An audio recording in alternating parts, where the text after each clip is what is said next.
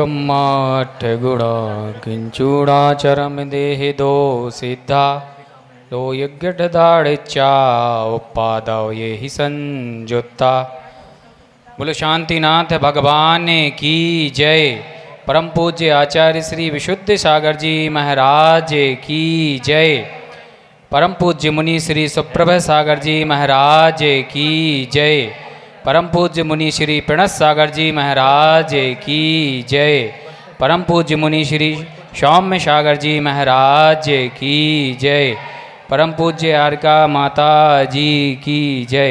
छुल्का माता जी की जय। सुप्रभ ओवाच यूट्यूब चैनल, आदिनाथ चैनल और विदिशा में चतुर्मास रथ परम पूज्य मुनि श्री सुप्रभ सागर जी महाराज के सशंग चरणों में विराजमान सभी श्रद्धालुओं का समीचीन विकल्पों के सम्यक समाधान के इस महत्वपूर्ण कार्यक्रम में प्रतिदिन की भांति आज पुनः स्वागत है, अभिनंदन है। आप सभी को विदित है कि परम पूज्य मुनि श्री सुप्रभ सागर जी महाराज सत्संग का तत्वार्णव पावस योग विदिशा की धर्मप्राण नगरी में अत्यधिक धर्म प्रभावना के साथ संपन्न हो रहा है। अनेक आयोजनों के माध्यम से विदिशा नगरी में पूज्य मुनि त्रय के द्वारा धर्म की गंगा निरंतर प्रवाहित हो रही है।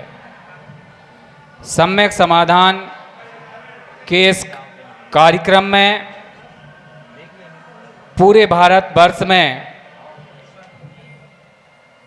श्रद्धालुओं ने अपने अनेक समीचीन विकल्पों का आगमोक्त समाधान पाया है, जिससे उन्होंने अपने जीवन को प्रशस्त करने का, अपने जीवन को उन्नत बनाने का मार्ग पूज्य श्री के माध्यम से सीखा है, जाना है, पहचाना है। परम पूज्य मुनि श्री श्रमण परंपरा के तपस्वी और अनूठे संत हैं। परम पूज्य मुनित्रय अपनी आगमोक्त चर्या और आध्यात्मिक चिंतन के द्वारा आत्म साधना करते हुए निरंतर प्रभावना कर रहे हैं। यह सम्यक समाधान का कार्यक्रम निरंतर अपनी गति से आगे बढ़ रहा है और पूरे भारतवर्ष ही नहीं, विदेशों में श्रद्धालु इसको श्रवण कर अपनी पिपासा को शांत करते हैं।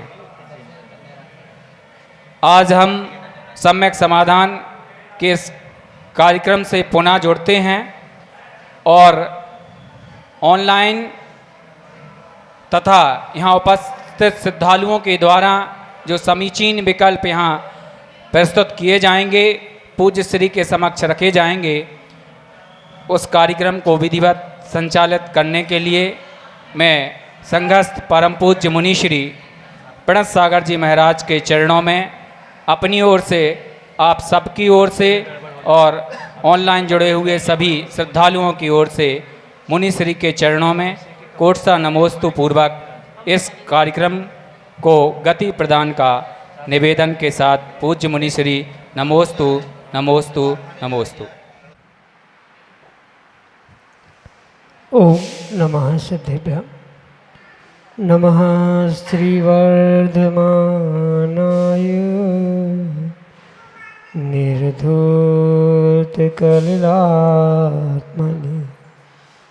सालोकानां त्रिलोकानां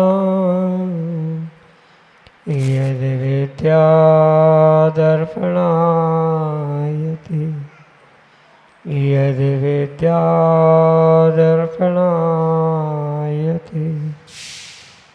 पंच परमेष्टि भगवान की जय। परम पूज्य आचार्य भगवंत गुरुवर विशुद्ध सागर जी मुनि महाराज जी की, परम पूज्य मुनि श्री सुप्रभ सागर जी महाराज जी की, 3 कम 9 करोड़ मनराजों की।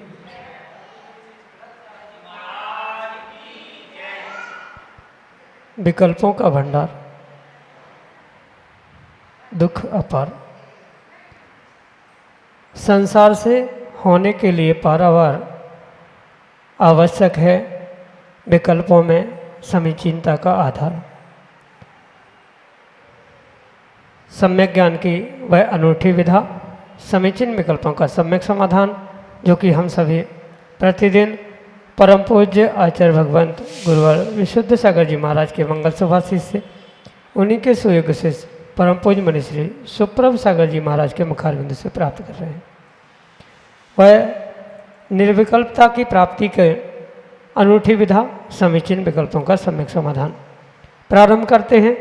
और आज के पहले विकल्प के लिए सिवनी मध्य प्रदेश से तरुण जैन परम पूज्य मुनि श्री के श्री चरणों में कोटि कोटि नमोस्तु निवेदित करते हुए अपना समीचीन विकल्प रख रहे हैं कि गुरुवर, आत्मशुद्धि के महान और पवित्र पावन पर्व के संपन्न होने के बाद क्षमा याचना की परंपरा चली आ रही है। वर्षों से देखते और सुनते आ रहे हैं कि विगत वर्ष में जाने अनजाने में हुई गलतियों की क्षमा याचना की जाती है, पर क्षमा उससे करते हैं जिससे अच्छे संबंध हैं या जो हमारा करीबी होता है, उससे क्षमा करते हैं। लेकिन जिसके साथ बुरा किया या करने की कोशिश की, उसके साथ कभी हम क्षमा याचना नहीं करते हैं। उसे देखकर, सामने देखकर ही साइड से निकल जाते हैं। ये किस तरह की उत्तम क्षमा है?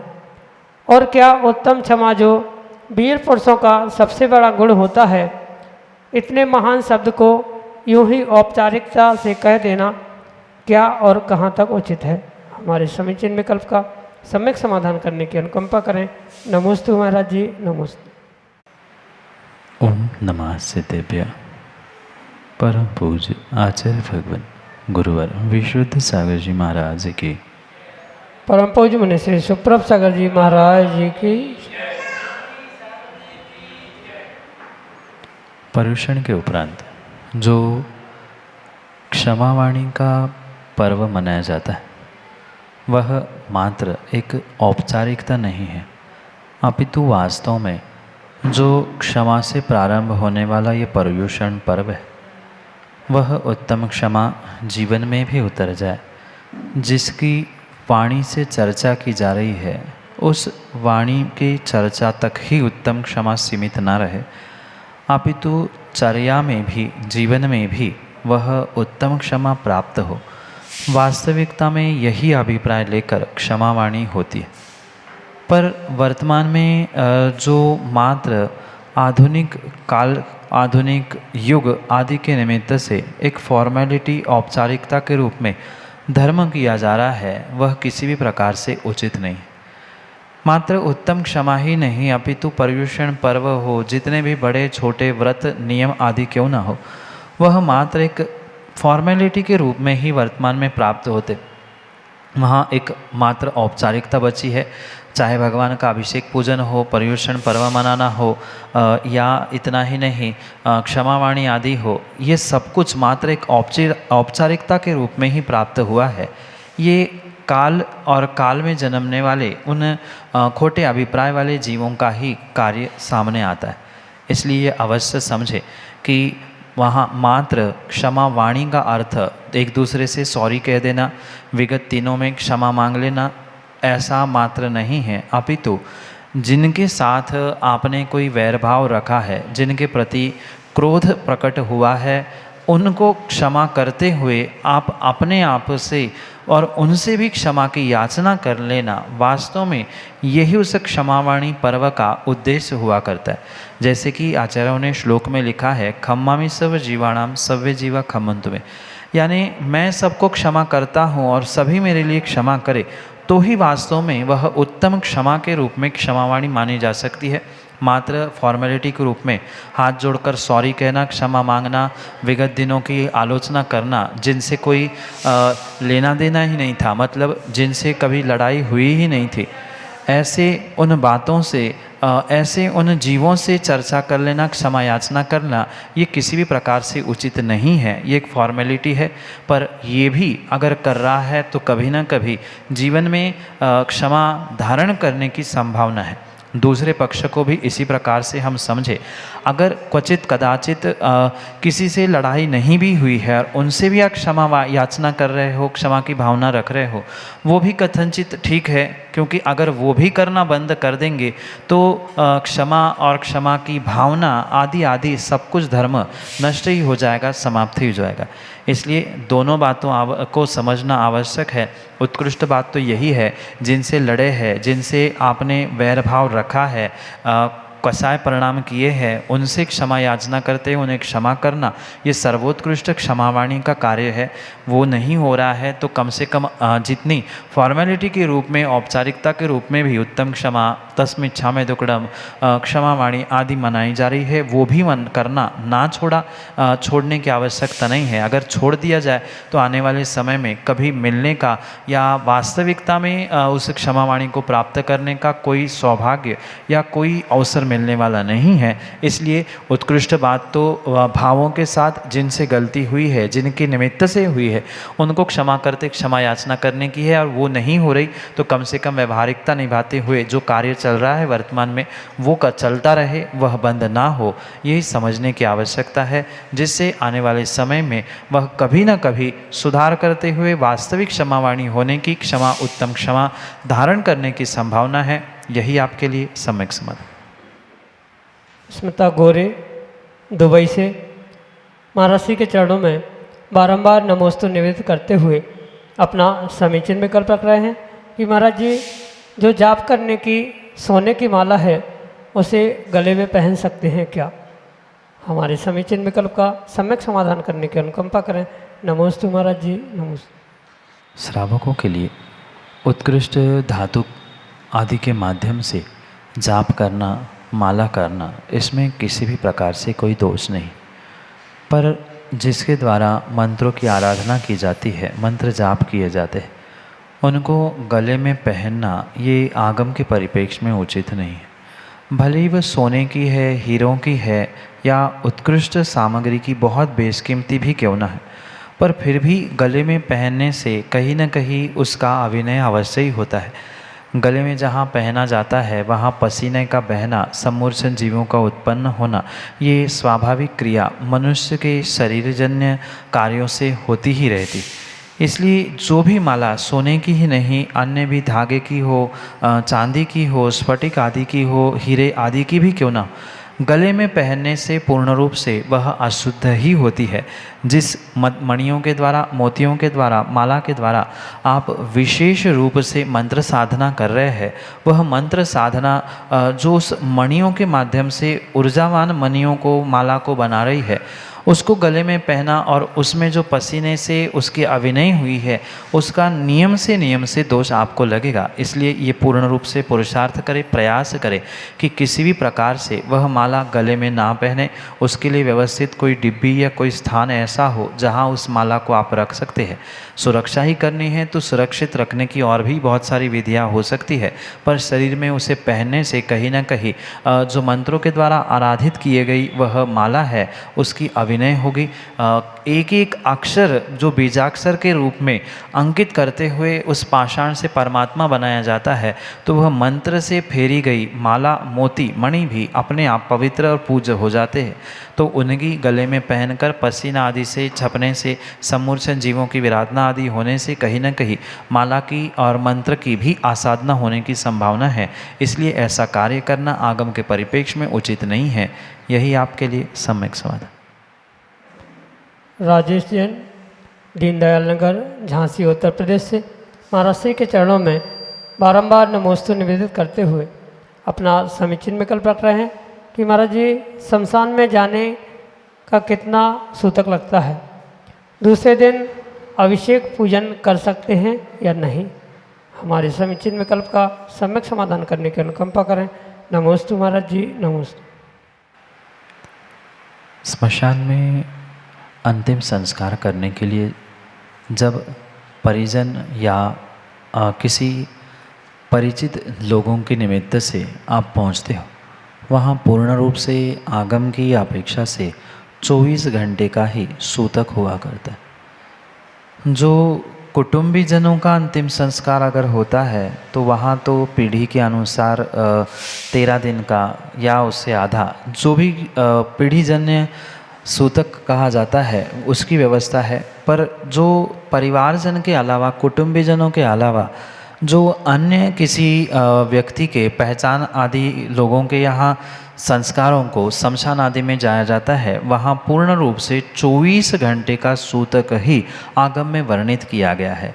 ये 24 घंटे का मतलब रात गई बात गई ऐसी व्यवस्था नहीं है, क्योंकि कई क्षेत्रीय परंपरा ऐसी है कि रात गई बात गई मानते हुए दूसरे दिन अभिषेक पूजा आदि करने में लिए जीव प्रवृत्त होता है।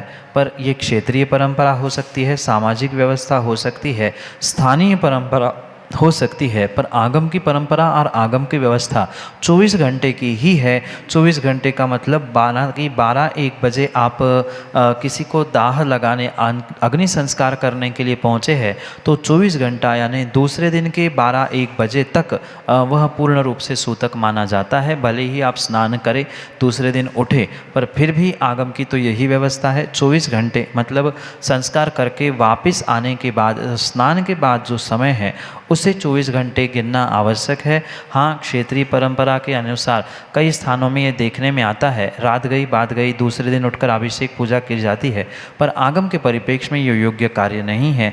24 घंटे की मर्यादा ही उस सूतक पातक आदि के निमित्त से आचार्य भगवंतों ने आगम में दी है। परिजनों के पहचान वालों के उस संस्कार के लिए जब शमशान जाते हैं तब, अन्यथा पीढ़ीजन्य सूतक पातक तो लगता ही है। ये ध्यान रखते हुए रात गई बात गई क्षेत्रीय परंपरा को और वर्तमान की आगम परंपरा 24 घंटे की, दोनों को समझकर ही निर्णय करने की आवश्यकता है।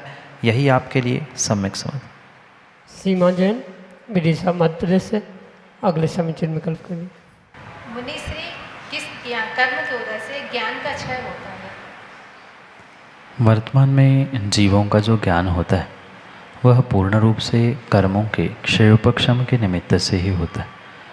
जिस प्रकार से ज्ञानावरणी कर्म का क्षयोपक्षम हुआ करता है, बिल्कुल उसी प्रकार से ही जीव को ज्ञान प्राप्त होता है। किसी का कम, किसी का अधिक, किसी का भिन्न प्रकार से। कोई जीव बहुत पढ़ने के बाद भी उसे याद नहीं होता, कोई जीव एक बार पढ़ने से ही उसे याद होता है। कोई बहुत मेहनत करने पर याद कर लेता है तो कोई बिना मेहनत के भी याद कर लेता।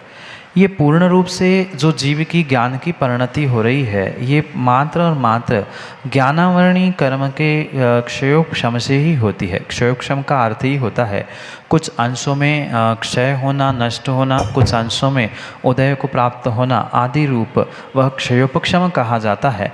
भले ही शास्त्रीय भाषा में क्षयोपक्षम की परिभाषा भिन्न है, पर सामान्य रूप से यही समझे कि ज्ञानावरणी कर्म का क्षयोपक्षम यानी कुछ प्रकृतियों का उदयाभावी क्षय हो जाना, उन्हीं का सदावस्था रूप उपशम होना, उन्हीं का किसी का उदय हो जाना, देशघाती प्रकृतियों का, ये जो मिक्स परिणति चल रही है वह क्षयोक्षमिक भाव ज्ञान की अपेक्षा से कहा जाता है। और ज्ञानावरणी कर्म का ऐसा जब मिश्र अवस्थान या मिश्र पर्याय चलती है, वह क्षयोपक्षमिक ज्ञान को देने वाली होती है। इसके पीछे मात्र और मात्र ज्ञानावरणी कर्म का ही क्षयोपक्षम माना जाता है, जिसके निमित्त से किसी का ज्ञान उत्कृष्टता की ओर होता है, किसी का क्षय यानी नष्टता की ओर होता है। ये उस ज्ञानावरणी कर्म के क्षयोपक्षम से ही होता है। और अगर ज्ञानावरणी के क्षयोपक्षम को समझे, उसके कारणों को समझे, तो आचार्य भगवंत ने उसके लिए समझाया है कि ज्ञानावरणी कर्म का आश्रय होने के कई सारे साधन हैं। जैसे ज्ञानावरणी कर्म का तीव्र उदय होता है तब ज्ञान का नाश होता है, जिसे आप नष्ट कहना या क्षय कहना चाहते हैं, वह पूर्ण रूप से ज्ञानावरणी कर्म के तीव्र उदय से होता है। वही ज्ञानावरणी कर्म का उदय व्यवस्थित करते हुए उस क्षयोक्षम को व्यवस्थित किया जाए तो बहुत अच्छे से याद होना, स्मरण रहना आदि आदि कार्य हो सकते। जैसे ज्ञानावरणी कर्म के आश्रव के हेतु आचार्य भगवंत कहते हैं तत्प्रदोष निर्णव मात्सर अंतराय साधनोपघाता ज्ञान दर्शनावरणीय।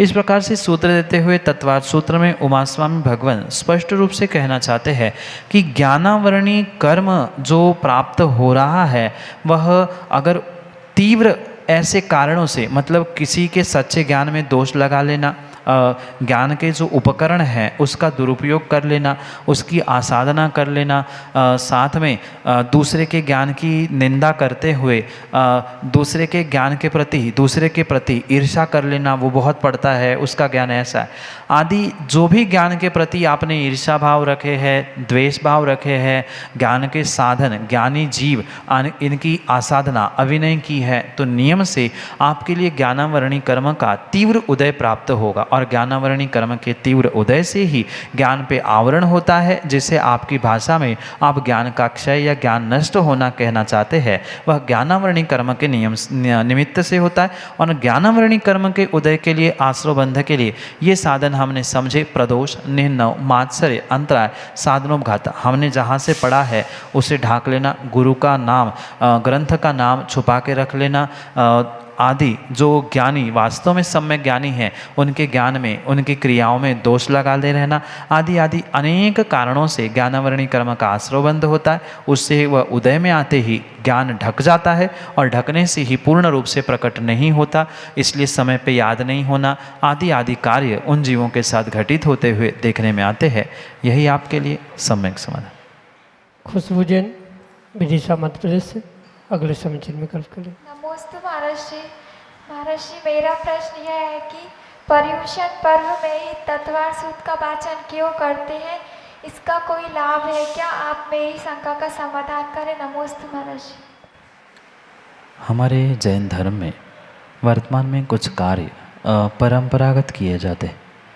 कुछ वर्षों की ऐसी परंपरा है कि पर्युषण पर्व के दिनों में तत्वार्थ सूत्र की वाचना, पाठ, पठन आदि करना ये परंपरागत प्राप्त व्यवस्था है।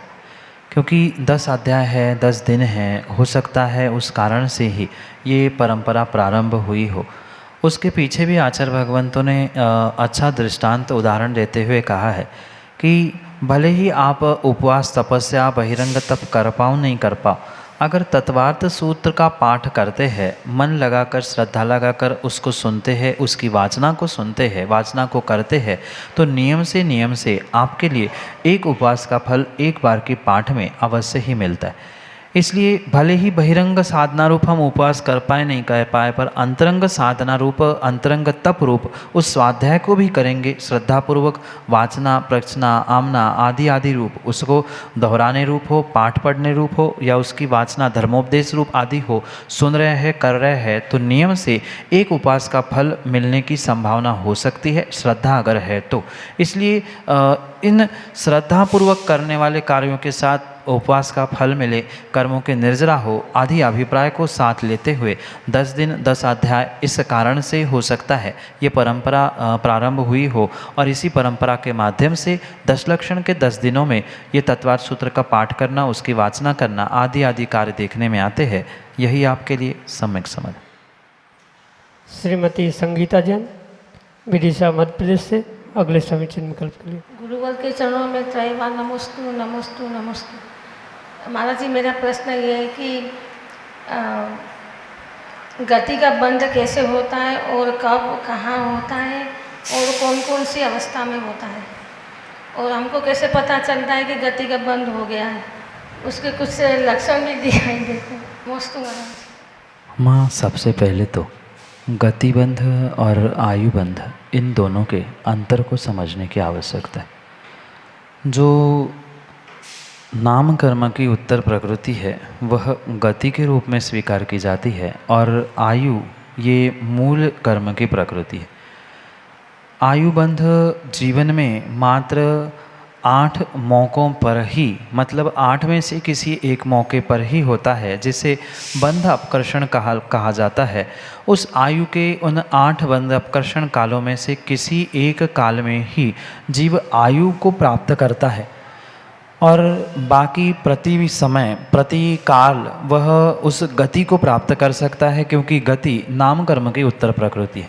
भले ही कहने के लिए चारों में समानता है, तिर्यंच गति, नरक गति, मनुष्य गति और देव गति, बिल्कुल ऐसी ही तिर्यंच आयु, मनुष्य आयु, देवायु और नरक आयु, ये चारों समान रूप से माने जाते हैं, पर एक मूल प्रकृति है और एक उत्तर प्रकृति है। आयु कर्म जो बंधा जाता है मूल प्रकृति रूप, वह जीवन में मात्र 8 बंध अपकर्षण काल जो आते हैं उनमें ही बनता है, या अन्यथा उसमें ना बंधे तो आयु समाप्ति के अंतर मुहूर्त पहले ही बनता है। पर गति कर्म का जो बंध है वह उत्तर प्रकृति होने से प्रति समय प्रतिपल बनता है। जैसे आपके भाव, जैसे आपके परिणाम, जैसे आपकी परिणति होती है, वैसे ही वह आयु का बंध उस आयु बंध अपकर्षण काल में होता है। और उसके अलावा जो आपकी प्रति समय प्रति मिनट की पर्याय चल रही है भावों की, परिणामों की, परिणति की, बिल्कुल उसी प्रकार से आपके लिए वह गति बंध होता है। दोनों में बहुत बहुत अंतर है। गति नाम कर्म परिवर्तित होने की संभावना है, उसमें उत्कर्षण अपकर्षण बदलाव होता है क्योंकि वह उत्तर प्रकृति है। पर जो आयु कर्म है वह जो बंधता है उसे किसी प्रकार से बदला नहीं जा सकता। और ये भी समझे कि ज़रूरी नहीं है कि हमें कौन से आयु का बंध हुआ है, गति का बंध हुआ है, ये तुरंत समझ में आए, ज़रूरी नहीं है। पर सामान्य रूप से कुछ दृष्टांत देते हुए आचार्य भगवंतों ने स्पष्ट लिखा और समझाया है कि अगर आपने कभी सच्चे भावों से उस सम्मेद शिखर जो शाश्वत तीर्थराज भूमि है उसकी वंदना करने की भाव नहीं संजोए है, या सच्चे भावों के साथ आपने सम्मेद शिखर की वंदना नहीं की है, सच्चे भावों के साथ निर्ग्रंथ के हाथ पर कभी आहार दान नहीं किया है, ऐसी अवस्था में आप पक्का निर्णय करें कि कहीं न कहीं आपका आयुबंध गतिबंध हो चुका है और वो भी पूर्ण रूप से अशुभ का ही होता है। जैसे आपने सुना होगा भाव सहित वंदे जो कोई ताके पशु नरक गति नहीं होगी। जो भाव सहित तीर्थंकर की उस शाश्वत तीर्थराज का वंदना करने का पुरुषार्थ करता है, वह नियम से उन पापों से बचते हुए यानी तिर्यंच और नरक गति को प्राप्त नहीं करता, देव या मनुष्य गति को प्राप्त करता है। जो जीव जीवन में कभी नियम नहीं ले सकता, छोटा भी नियम नहीं ले सकता, उसको भी अपने जीवन के नियम से निमित्त से निर्णय करना होगा कि उसने भी कहीं ना कहीं खोटे आयु का बंध किया है, तभी वह जीवन में कोई नियम लेने की शक्ति को प्राप्त नहीं कर पा रहा है। ये पूर्ण रूप से सामान्य लक्षणों से समझा जा सकता है कि कौन से आयु का बंध किया है, नहीं किया है। देवायु और मनुष्य आयु का बंध किया है तो वह भी अलग रूप से उसकी परिणाम परिणति समझ में आती है, तो सामान्य लक्षणों से पहचाना जा सकता है। पर पहली बात आयु और गति दोनों के अंतर को समझना चाहिए, यही आपके लिए सम्यक समझ। श्रीमती रुचि जैन विदिशा मध्य प्रदेश से अगले समीचीन विकल्प के लिए। दो मुनिराजों के चरणों में कोटि सा नमोस्तु नमोस्तु नमोस्तु। महाराज श्री, मेरा विकल्प है कि आयु बंध के समय आत्मा को सचेत करने वाली चाबी बताइए। कृपया मेरे विकल्प का सम्यक समाधान कीजिए। नमोस्तु। आयु बंध का जो समय है, जिसे बंध अपकर्षण काल कहा जाता है, उसका ज्ञान किसी भी प्रकार से छद्मस्त संसारी जीव को पूर्ण रूप से नहीं हो सकता। वह तो केवलीगम्य विषय है और शायद इसीलिए आचार्य भगवंतों ने पूरे जीवन भर आत्मा को सचेत करने की व्याख्यान या सचेत करने की जो व्यवस्था बताई है, वह मात्र और मात्र इसी कारण से बताई है कि जब आयुबंध होने वाला है, ऐसा कोई निर्धारित समय जीवन में नहीं बताया जा सकता और अपने आप पहचाना भी नहीं जा सकता कि मेरे 50 वर्ष में आयु का बंध होगा कि 90 में होगा कि मरते समय होगा। उसकी आयुबंध अपकर्षण की व्यवस्था को समझना होगा। जीवन के 2/3 भाग निकलने पर पहला बंध अपकर्षण का काल मौका मिलता है, उसमें बंध नहीं हुआ तो बचे हुए काल में पुनः 2/3 निकलने पर, पुनः बचे हुए 2/3 निकलने पर, ऐसे 8 मौके आते हैं। और अंतिम समय जब मृत्यु के समय भी अगर बंध नहीं हुआ है आयु का, तो उसके पहले अंतर्मुहूर्त बंध होता है और गति के लिए अगले आयु के लिए प्रस्थान किया जाता है। इसलिए समय का निर्धारण ना होने के लिए ऐसी कोई चाबी एक समय के लिए नहीं बताई जा सकती। जीवन भर सचेत रहना, जीवन भर पापों से दूर रहना, जीवन भर कषायों से दूर रहना, विपरीतता से दूर रहना, यही एकमेव चाबी हो सकती है जिसके द्वारा हम आत्मा को जीवन भर सचेत रख सकते हैं। जीवन भर सचेत रखना ही आपके आने वाले समय के लिए उत्कृष्ट आयुबंध के लिए निमित्त बन सकता है। अन्यथा मात्र कुछ समय सचेत रहकर अन्य समय अचेत हो जाने से कभी भी आयु का बंध होते हुए आप दुर्गति दुरायु को प्राप्त कर सकते हैं। यही आपके लिए सम्यक समाधान। इस प्रकार से परम पूज्य मुनि श्री सुप्रभ सागर जी महाराज ने आज के सम्यक समाधान के इस कार्यक्रम में आए हुए समीचीन विकल्पों का आगमोक्त समाधान हम सभी को प्रदान किया। परम पूज्य मुनि श्री के सानिध्य में आगामी अक्टूबर माह के प्रथम सप्ताह में शुभ लाभ अनुशीलन राष्ट्रीय विद्वत संगोष्ठी का आयोजन भी विदिशा की इस धर्मप्राण नगरी में किया जाएगा, जिसमें भारतवर्ष के अनेक स्थानों से प्रमुख विद्वानों को आमंत्रित किया जाएगा और वह अपने आलेखों के माध्यम से उस ग्रंथ पर मंथन चिंतन करेंगे।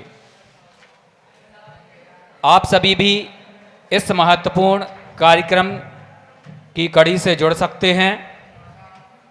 वह जुड़ने के माध्यम ऑनलाइन माध्यम से भी आप जुड़ सकते हैं। आप हमारे नंबर 8707548811 7415306441 इन नंबरों पर तथा सम्यक.समाधान@gmail.com इस ईमेल आईडी पर भी आप अपने समीचीन विकल्प हम तक प्रेषित कर सकते हैं। आपसे अनुरोध है कि हमारे सुप्रभ उवाच यूट्यूब चैनल एवं सुप्रभ उवाच फेसबुक पेज को लाइक अवश्य करें, ताकि पूज्य मुनित्रय के सानिध्य में होने वाले प्रभावनामयी आयोजनों की गतिविधियों से निरंतर आप लाभान्वित होते रहें। आदिनाथ चैनल पर सम्यक समाधान के इस कार्यक्रम को भी निरंतर श्रवण करते रहें तथा पूज्य मुनि श्री सुप्रभ सागर जी महाराज की दिव्य देशना प्रतिदिन जिनवाणी चैनल पर 7:40 पर प्रसारित होती है, उनका भी लाभ लेते रहें। आज के इस कार्यक्रम में बस इतना ही। आज के इस कार्यक्रम में जुड़े हुए सभी श्रद्धालुओं की ओर से परम पूज्य मुनित्रय के चरणों में कोट सा नमोस्तु पूर्वक आज के इस कार्यक्रम को यहीं संपन्न करने की अनुमति चाहेंगे। नमोस्तु गुरुदेव, नमोस्तु गुरुदेव, नमोस्तु।